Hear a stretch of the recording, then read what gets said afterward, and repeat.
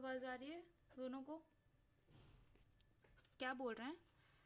या तो विड्थ बराबर या छोटी हुई तो कौन सा फाउंडेशन हो गया? शैलो। या तो डेप्थ हमारी बराबर या बड़ी हुई तो कौन सा फाउंडेशन हो गया हमारा? Deep foundation.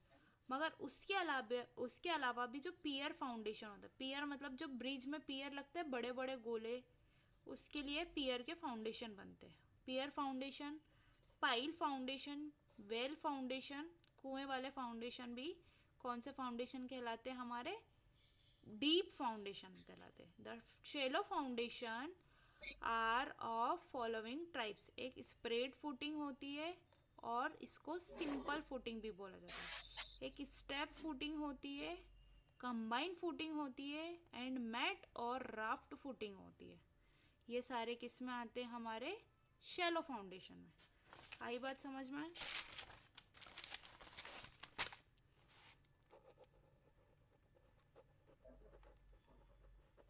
बोलते जाओ।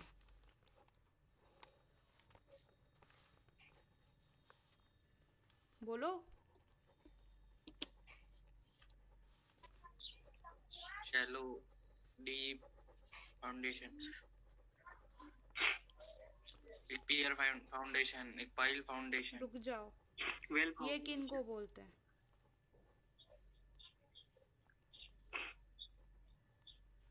सही लिखा? डेप्थ हाँ, या तो छोटी या बराबर विड्थ से तो क्या हो गए? शैलो। और डेप्थ बड़ी या बराबर विड्थ से तो कौन सा फाउंडेशन हो गए? Deep foundation. डीप। आई बात समझ में? हाँ। अब शैलो फाउंडेशन की बात करते तो ये कितने टाइप के होते हैं? एक होता है हमारा स्प्रेड या फिर Spread. सिंपल फाउंडेशन, पहला होगा। दूसरा क्या है हमारा? Strap raft.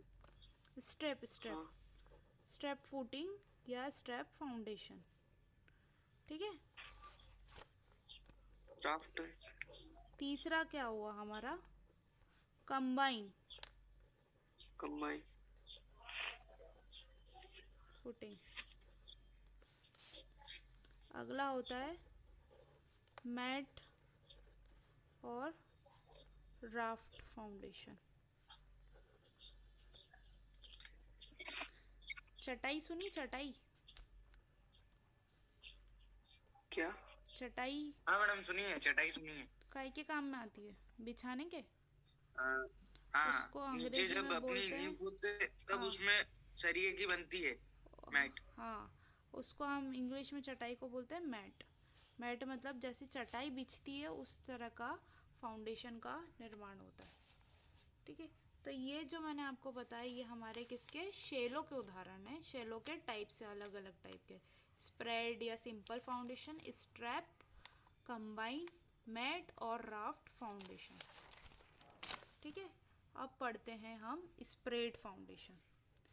स्प्रेड फाउंडेशन जो मैं अभी तक आपको डायग्राम बनाती थी ये वाला बनाती थी, है ना, स्लोप्ड फुटिंग का। ठीक है। इसमें कैसे स्लोप आता है, यहाँ पर हम देखते हैं ऐसा स्लोप आता है फुटिंग में। ठीक है। एक होता है, क्या होता है, नीचे एक बेस बना दिया जाता है और उसके ऊपर कॉलम उठा दिया जाता है तो उसका प्लान कैसा बनेगा? ऐसा बनेगा। एक होता है हम स्टीप्ड बनाते हैं, मतलब ऐसे चढ़ाव टाइप बनाते हैं। ठीक है। मतलब एक ये नीचे वाला तला, फिर ये ऊपर वाला बनाते हैं, फिर उसके ऊपर क्या बनाते हैं? कॉलम बनाते हैं। तो ये ऐसा दिखेगा प्लान में। ठीक है।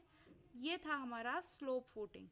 मतलब क्या करते हैं हम, नीचे एक बेस बनाते हैं, फिर उसमें स्लोप देते हैं और फिर हम कॉलम उठाते हैं। आई बात समझ में? और ये है हमारी वॉल वॉल फुटिंग। इसमें क्या होता है, एक बेस होता है और फिर ये ऐसे ऐसे ऐसे ऐसे इसमें चढ़ाव बनते जाते हैं, फिर ये छोटा हो ऐसा जाए। कॉलम उठ जाता है। अब देखो, ये पढ़ रहे हैं हम स्प्रेड फुटिंग, मतलब पहला वाला। ठीक है।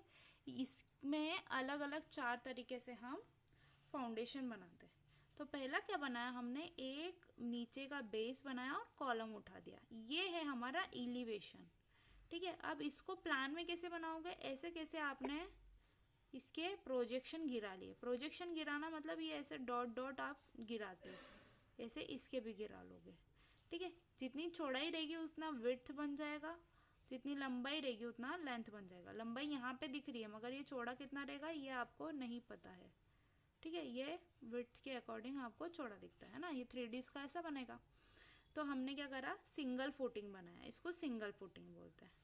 फिर हमने क्या बनाया, स्टिप्ड फुटिंग, मतलब ऐसे ऐसे स्टिप्ड इसके पटाव रहते, चढ़ाव रहते, इस टाइप की फुटिंग बनाई। मतलब ये पहले एक होगा, फिर उसके ऊपर ये दूसरा बिछा हुआ होगा, फिर उसके ऊपर कॉलम खड़ा होगा। ये पहला वाला बिछा, ये दूसरा वाला बिछा, फिर उसके ऊपर ये कॉलम खड़ा हुआ। उसके बाद क्या करा हमने, एक विड्थ तक तो इसको स्लोप्ड फुटिंग दिया। ठीक है, नाम हमने एक विड्थ तक तो एक जैसा बनाया, फिर चारों दिशाओं से उसको उठा लिया। मतलब ये इसका बेस बना जिसकी विड्थ कितनी हुई, जिसकी गहराई कितनी हुई, इतनी, तो इतना ये नीचे तक गहरा होगा। ठीक है, समझ में आया। फिर ये जो स्लोप उठे होंगे उसके बाद में उठे और फिर एज इट इज कॉलम खड़ा होता चला गया। आई बात समझ में। फिर वॉल फुटिंग मैंने बताया था, तो वॉल फुटिंग में हमने नीचे का एक बेस दिया, फिर उसके बाद सारी ये वॉल बनाते हुए हमने कॉलम को कंटिन्यू कर दिया। आया स्प्रेड फुटिंग समझ में। हाँ मैडम। इसके बारे में थोड़ा सा समझ लेते हैं। A spread footing or simple footing is a type of shallow foundation used to transmit the load of an isolated column or that of wall to the subsoil. Spread footing और simple footing कौन सा foundation के अंतर्गत आता है, shallow foundation के अंतर्गत आता है। और इसको कब यूज़ करते हैं, जब हमारा लोड हमको कहाँ ट्रांसफ़र करना होता है, सब सॉइल में, मतलब मिट्टी में।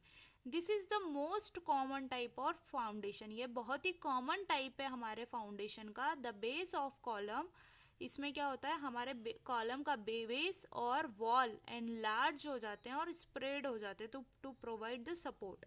मतलब कॉलम जैसे आया, बोलते भी नहीं हो कि स्क्रीन आउट हो रही है, कॉलम जैसे आया और फिर वो क्या हो गया, स्प्रेड हो गया।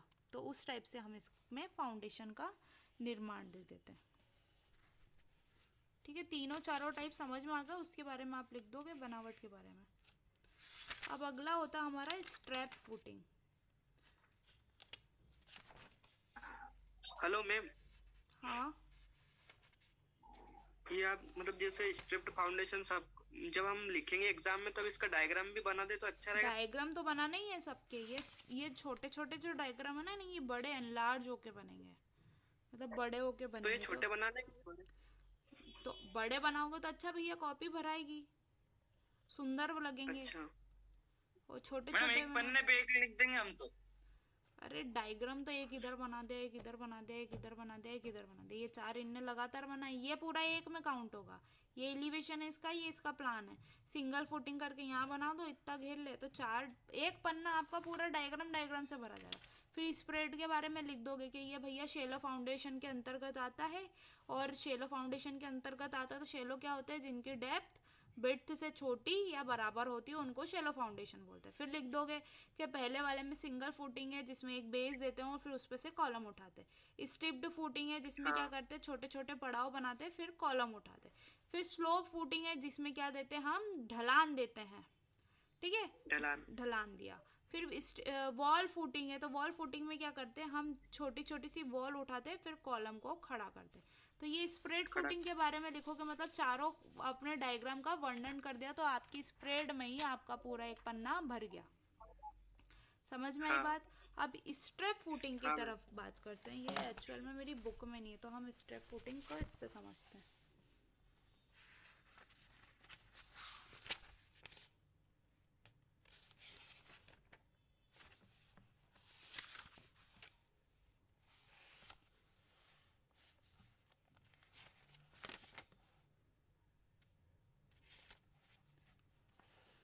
देखो ये वॉल फुटिंग फाउंडेशन है, समझ में आया, वॉल वाला जो अभी मैंने बताया।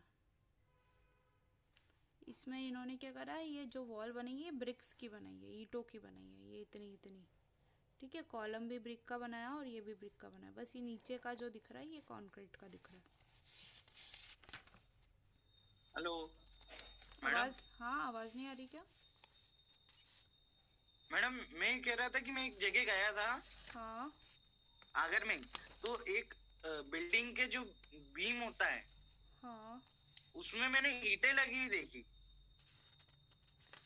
बिल्डिंग के बीम में ईंटें लगी हुई देखी? हाँ, तो त- वो चीज समझ नहीं कि इसने कंक्रीट की जगह ईंटें लगा दी। किधर की साइड बना हुआ था वो बीम? मतलब वो जैसे बाहर निकालते हैं ना बिल्डिंग से थोड़ा आगे, छज्जा निकालते वैसे उस टाइप। अच्छा, तो उसके ऊपर कोई सा स्ट्रक्चर बना हुआ था क्या? नहीं मैडम। नहीं बना था। सिर्फ वो खुद का लोड झेलने के लिए बनाया गया था ना, मतलब उसके ऊपर कोई और स्ट्रक्चर नहीं बना था। हाँ तो क्या करते हैं बेटा कि जैसे अगर फर्दर हमारे स्ट्रक्चर के ऊपर स्ट्रक्चर बनना है, जैसे कोई बीम है उसके ऊपर अगर छत डला रही है, तो वो हाँ उसमें कम से कम इतनी क्षमता होनी चाहिए कि वो एक तो खुद का भार और ऊपर बनने वाली छत का भार ले ले, तो उसको उतना स्ट्रांग हाँ बनाएंगे। और चूंकि आप जो बोल रहे हो कि जो बीम बना है उसके ऊपर या आए बाएं दाएं कोई भी तरह का लोड नहीं आ रहा है, तो मान सकते हैं, हम कंसिडर कर सकते हैं कि वो हम ब्रिक का बना सकते हैं। ठीक है, आई बात समझ में? ठीक है। क्योंकि उस पे किसी प्रकार हाँ के फर्दर लोड्स नहीं आने वाले ना लगने वाले, तो अननेसेसरी हम उसमें आरसीसी नहीं डालेंगे। आरसीसी मतलब सरिया सीमेंट और कंक्रीट। ठीक है, और कंक्रीट भी नहीं डालेंगे क्योंकि हमारा सिर्फ उसका उद्देश्य इतना है कि हमको सिर्फ उसको बनाना है, उसके ऊपर किसी प्रकार का लोड नहीं आ रहा है। सिर्फ हमने छज्जा बनाया चूंकि सिर्फ पानी और धूप से बचाने के लिए बनाया जाता है। आई बात समझ में? हाँ मैम। अब देखो, स्ट्रेप फुटिंग हमको बुक में नहीं मिल रहा, ना ही हमारी किताब में मिल रहा है, तो स्ट्रेप फुटिंग को मैं समझाती हूँ। ये मैंने एक कॉलम बनाया, ठीक है, ये इसका फाउंडेशन है, ठीक है। थोड़ी दूरी पे एक और फाउंडेशन आ गया या कॉलम जो भी आ गया है, सिर्फ डायग्राम में ऐसा दिख रहा है।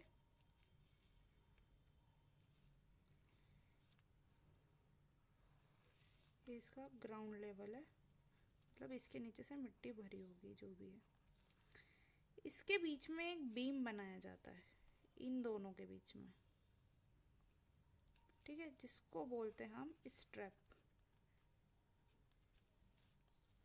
आई बात समझ में?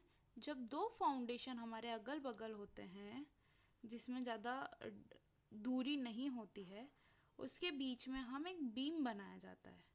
ये बीम बनाने का उद्देश्य ये होता है कि इससे क्या दोनों फाउंडेशन यूनिफॉर्मली तरह से एक्ट करते हैं।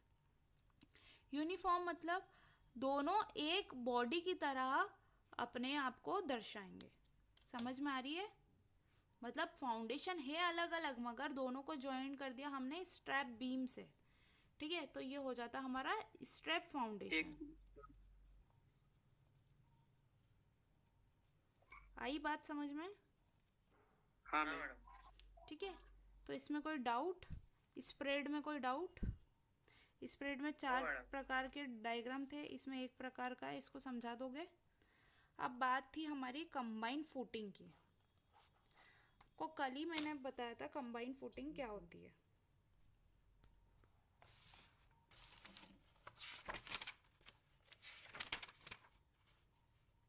इन्होंने स्ट्रैप और कंबाइन को साथ में समझाया।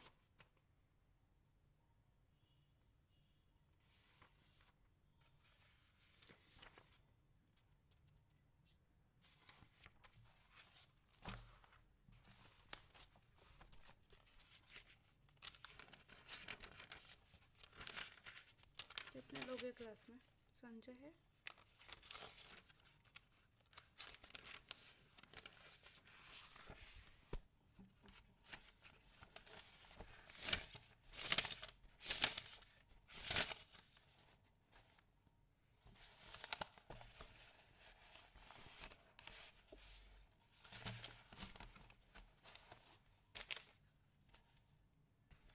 देखो,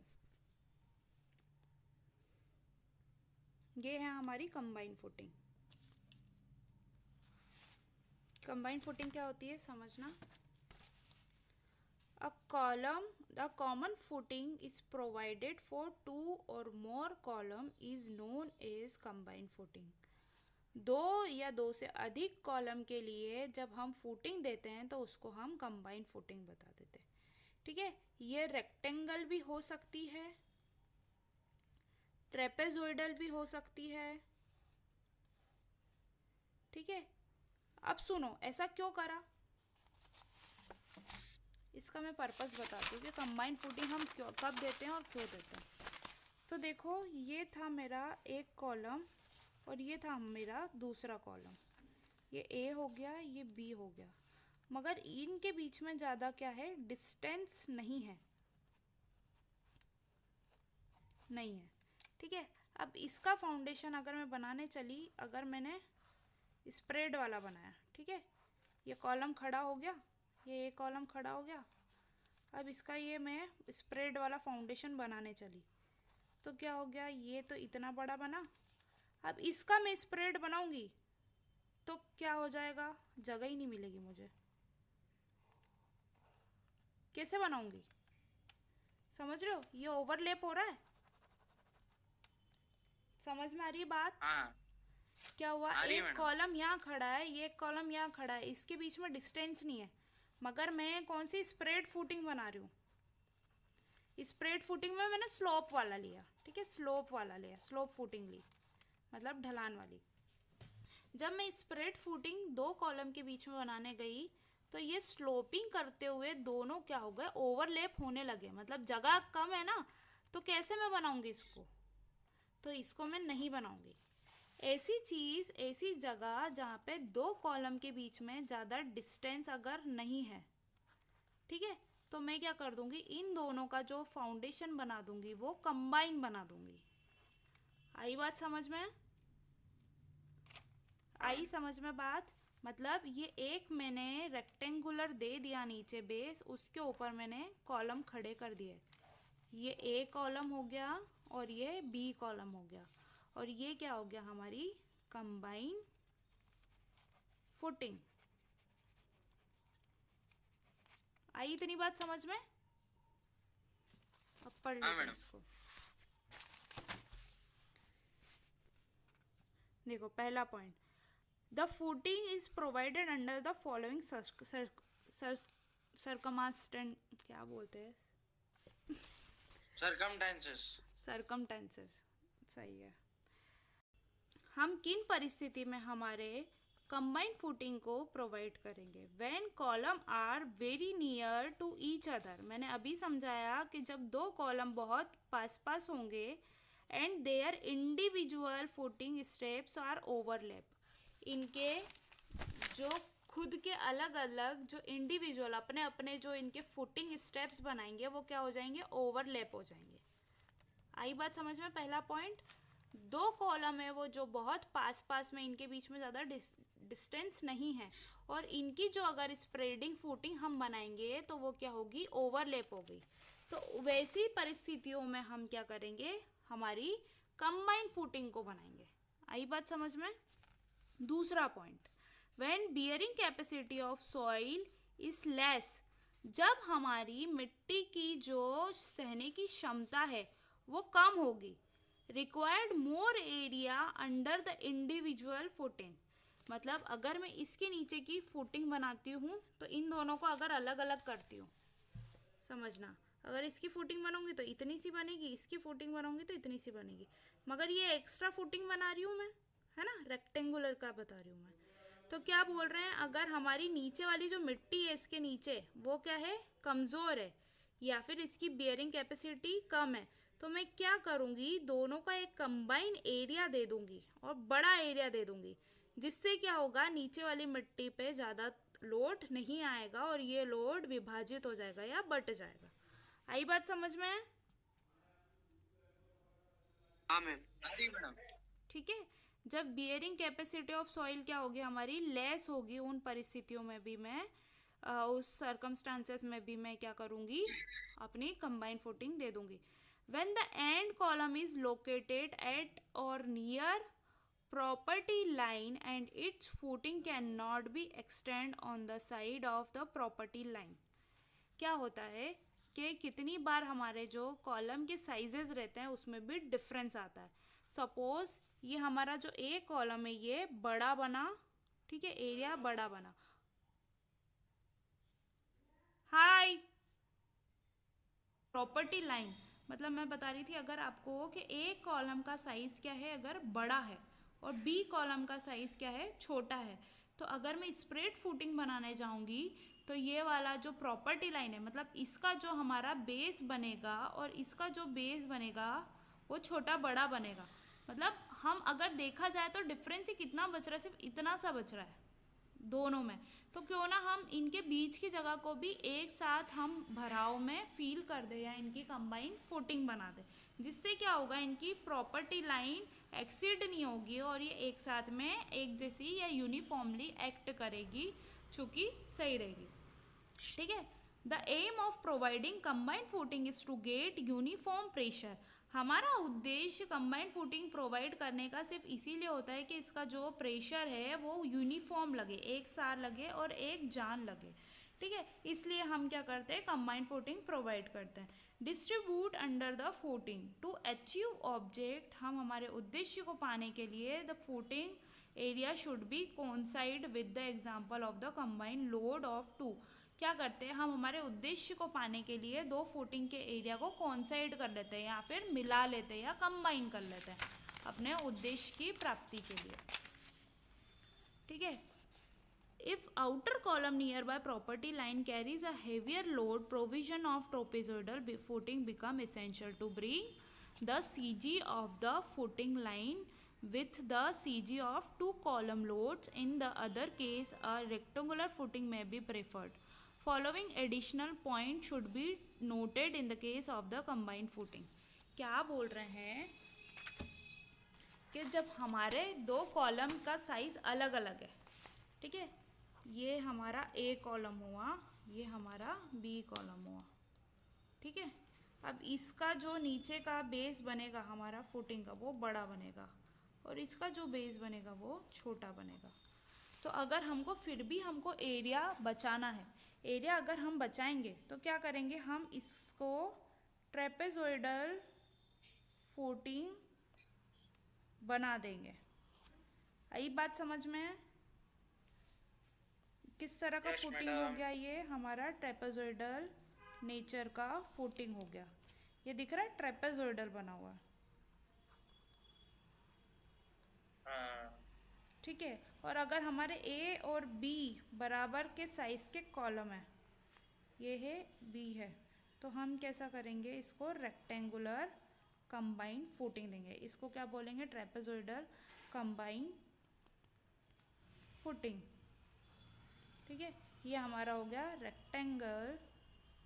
रेक्टेंगुलर कंबाइन फुटिंग. ठीक है. आई बात समझ में?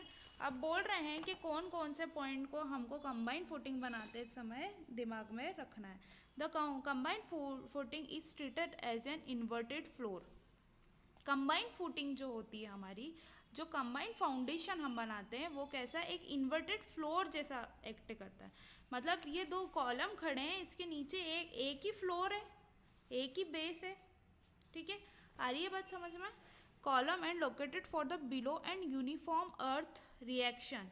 क्या होता है कि हमको ये बात का ध्यान रखना है कि इसके नीचे से जो रिएक्शन होगा, मतलब बी कॉलम के नीचे की मिट्टी को भी एक ही रिएक्शन जैसा देखना चाहिए और ए कॉलम की मिट्टी भी एक जैसी रिएक्शन करनी चाहिए, तभी ये जो इसका बेस है एक सार या यूनिफॉर्मली एक्ट करेगा. उदाहरण के लिए जो ए के नीचे की मिट्टी है उसको भी हमको अच्छे से परीक्षण करना है और बी के नीचे की जो मिट्टी है उसको भी हमको अच्छे से परीक्षण करना है.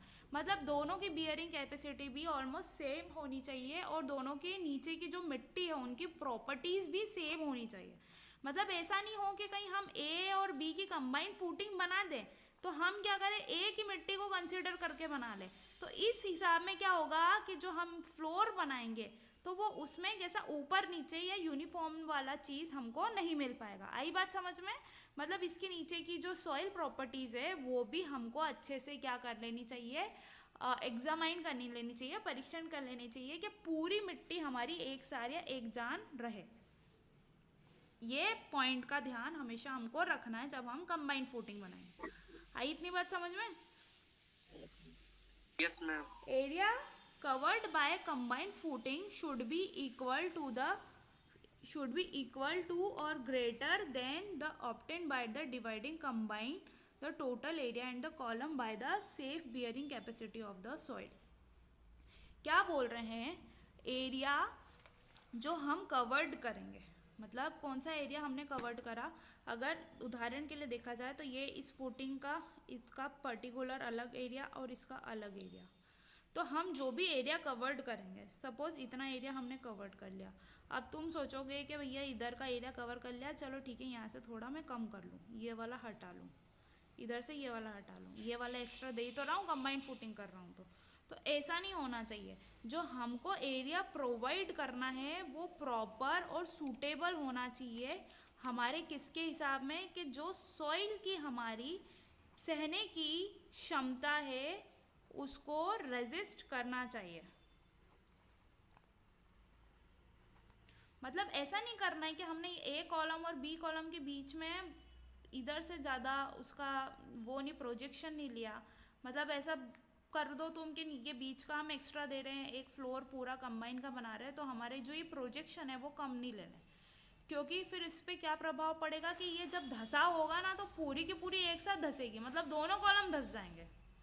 इस स्थिति में चलो ए और बी जब अलग अलग बनाते थे तो हम क्या करते थे, हमारा ए धस जाता था तो बी तो अपनी जगह पे बना रहता था, है ना। तो अगर ऐसी स्थिति में आपने एरिया में कॉम्प्रोमाइज़ कर दिया या छोटे एरिया की आपने फुटिंग बना दी तो क्या होगा कि धसाव जो होगा वो यूनिफॉर्मली होगा।